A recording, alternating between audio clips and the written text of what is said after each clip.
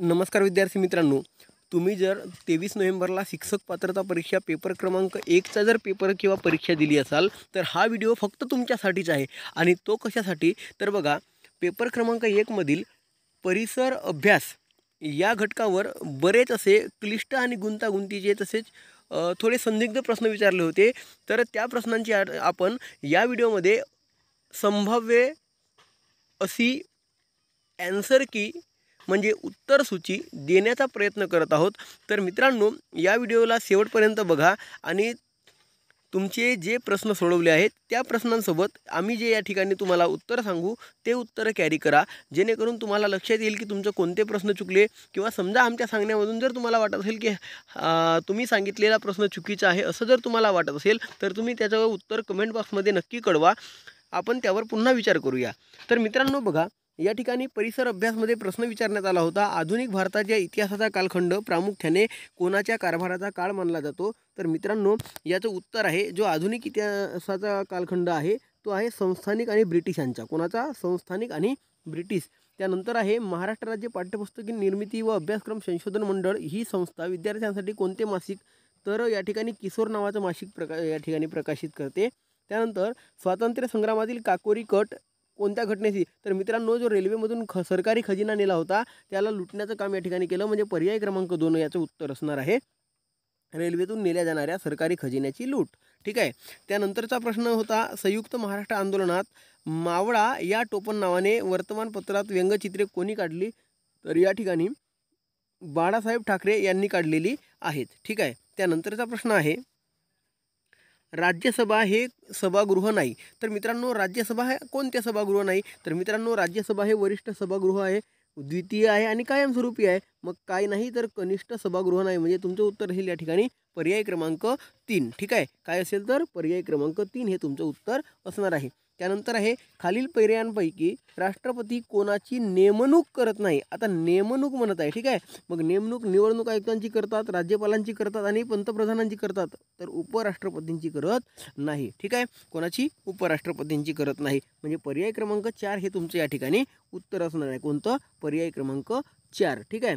त्यानंतरचा प्रश्न आहे, खालील पर्यायापैकी अयोग्य विधान कोणते आहे? तर मित्रांनो, या ठिकाणी जे विधान चुकीचं आहे ते आहे पर्याय क्रमांक 3चं, ग्रामसेवकाची नेमणूक गट विकास अधिकारी करतात.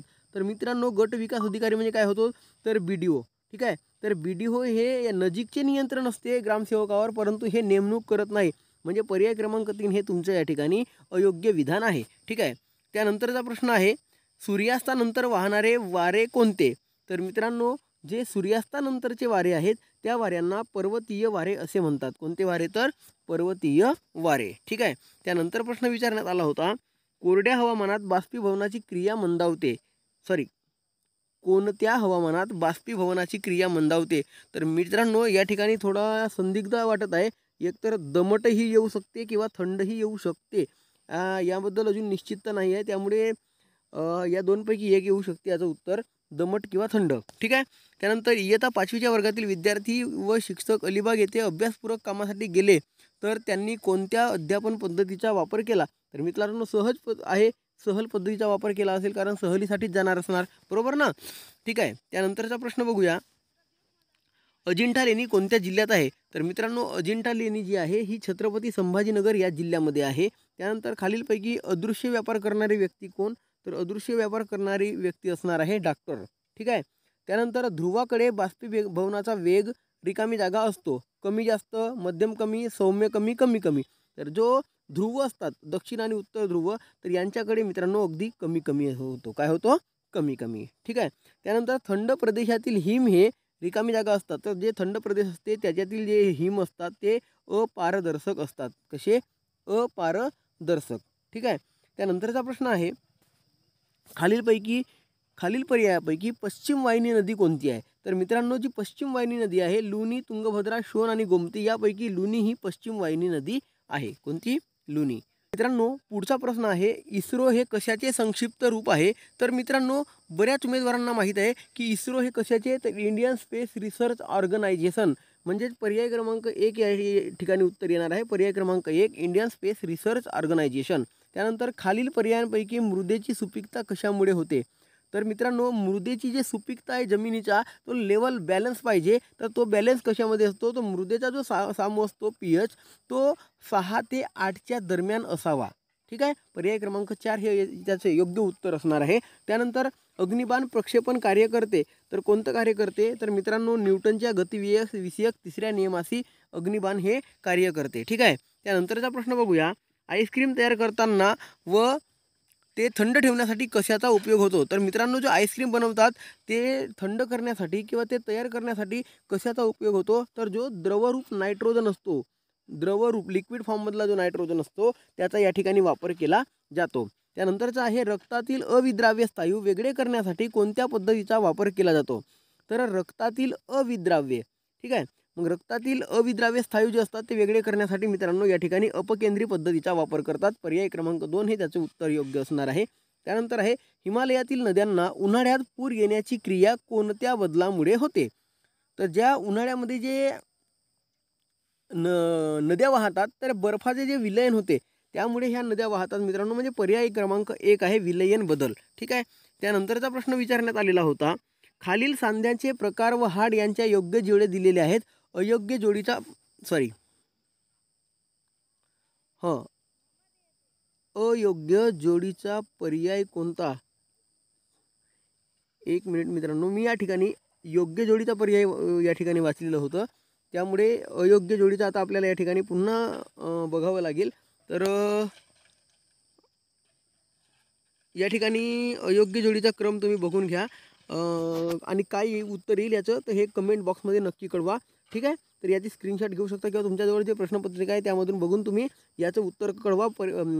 प्रश्न क्रमांक 142 तुमच्याजवळ ज्या प्रश्नपत्रिकेच्या संच आहेत त्यामध्ये वेगवेगळ्या क्रमांकाचा प्रश्न असू शकतो, परंतु हे जे आहे सांध्यांचे प्रकार याचं उत्तर तुम्ही कमेंट बॉक्समध्ये नक्की कळवा. ठीक आहे. चला, पुढचा प्रश्न काय विचारला होता, डॉट्स. तर डॉट्स ही पद्धत जी आहे ही क्षयरोग टीबीवर चालते मित्रांनो, म्हणजे क्षयरोगावर चालते. ठीक आहे, क्षयरोगावर. त्यानंतरचा प्रश्न विचारण्यात आलेला आहे, खाली बांधकाम साहित्य व त्यांचे मूळ स्रोत दिले आहेत. आता कच्चा माल आणि त्याचे, ठीक आहे, तर वाळूपासून काच बनतो, बरोबर आहे. मातीपासून विटा, बरोबर आहे. आणि चुनखडीपासून सिमेंट बनतो, हेही बरोबर आहे. पण कांशापासून लोखंड बनत नाही. तर लोखंडासाठी काय असतो, अशुद्ध लोह किंवा लोह खनिज लागतो आपल्याला. ठीक आहे. त्यानंतरचा प्रश्न आहे, जिभेवरच्या छोट्या छोट्या उंचवट्यांना रिकामी जागा म्हणतात. तर याचं पर्याय क्रमांक 3 होतं. तर जिभेवरचे जे छोटे छोटे उंचवटे आहेत त्यांना काय म्हणतात, तर रुचिकर्णिका असं म्हणतात. त्यांना काय म्हणतात, रुचिकर्णिका. हे त्याचं पर्याय क्रमांक 3 मध्ये त्याचं उत्तर असणार आहे. त्यानंतर आहे छत्रपती शिवाजी महाराजांचे विश्वासू आणि त्यांची जबाबदारी यांची अयोग्य म्हणजे चुकीची जोडी. पायदळातील अधिकारी नूरबेग, बरोबर आहे मित्रांनो. आरमारातील अधिकारी कुलीखान नाही वाटत आहे. त्यानंतर स्वराज्यातील सरदार सिद्दी हिलाल, बरोबर आहे. शिवरायांचा वकील काजी हैदर. तर मित्रांनो पर्याय क्रमांक 2 जे आहे हे या ठिकाणी चुकीची जोडी आहे. कोणता आहे, पर्याय क्रमांक 2 आरमारातील अधिकारी मुहम्मद कुलीखान हे नाही आहे. ठीक आहे. त्यानंतर आहे रियासतकार गो स सरदेसाई यांनी स्थिरबुद्धी या विशेषणाचा वापर कोणाच्या संदर्भाने केला. तर मित्रांनो गो स सरदेसाई यांनी स्थिरबुद्धी या विशेषण हे दिलेलं आहे छत्रपती राजाराम महाराजांना. कोणाला, छत्रपती राजाराम महाराजांना. त्यानंतरचा प्रश्न आहे, रामायण आहे रामानंद सागर. तर भारत एक खोज. तर मित्रांनो रामायण जो आपण पाहत होतो किंवा टी व्हीवरची मालिका आहे ते रामायण ती रामानंद सागरने दिग्दर्शित केली आहे.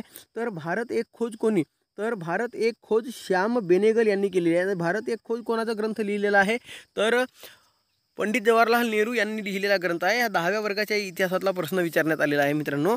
त्यानंतर आहे भारतात हैदराबाद संस्थानाचे विलीन करण्यास विरोध करणारी संघटना कोणती. तर हैदराबाद येथे या ठिकाणी जे होते ते होती रजाकार संघटना. कोणती होती, तर रजाकार. पर्याय क्रमांक 3 रजाकार संघटना विरोध करत होती. त्यानंतर 1991 या वर्षातील राष्ट्रीय व आंतरराष्ट्रीय पातळीवरील महत्त्वाच्या घडामोडी खालीलपैकी कोणत्या आहेत. तर मित्रांनो बघा, आर्थिक उदारीकरणास सुरुवात, मला वाटते हे एक बरोबर आहे. सोव्हिएत युनियनचे विघटन, जे सोव्हिएत युनियन होतं त्यामधले एक एक गट पडत होते, फूट पडणे त्या ठिकाणी सुरू झाली होती, म्हणजे हे सुद्धा बरोबर आहे. आणि जगातील शीतयुद्धास प्रारंभ. तर मित्रांनो 91ला माझ्या माहितीप्रमाणे 91ला जागतिक शीतयुद्धास प्रारंभ नाही झाला, तर तो दुसरे महायुद्ध संपल्याच्या नंतर शीतयुद्धास प्रारंभ झाला होता आणि बहुतेक 91 पर्यंत तो चालला होता शीतयुद्ध. म्हणजे या ठिकाणी 3ऱ्या क्रमांकाची हे चुकीचं आहे. म्हणजे घडामोडी कोणत्या, तर याचे उत्तर येईल फक्त अ आणि ब, पर्याय क्रमांक 1, फक्त अ आणि ब. ठीक आहे. तर मित्रांनो बघा, या ठिकाणी आपण अशा प्रकारे जे परिसर अभ्यास या विषयावरील 30 प्रश्न आलेले होते, त्या 30च्या 30ही प्रश्नांची आपण या ठिकाणी संभावित उत्तरे सांगण्याचा प्रयत्न केलेला आहे. या ठिकाणी काही प्रश्नांमध्ये आम्ही सुद्धा शुअर नाही आहोत. त्यामुळे मित्रांनो, जर तुम्हाला काही यदाकदाचित वाटत आहे की एखादा प्रश्न चुकीचा आहे, तर त्याचं उत्तर तुम्ही नक्की कमेंट बॉक्समध्ये कळवा आणि हा व्हिडिओ कसा वाटला ते सुद्धा नक्की सांगा. आणि जर तुम्हाला व्हिडिओ आवडला असेल तर व्हिडिओला लाईक करा, चॅनलला सबस्क्राईब करा आणि या व्हिडिओची लिंक आपल्या मित्रांना शेअर करायला मात्र अजिबात विसरू नका. भेटूया पुढील व्हिडिओमध्ये.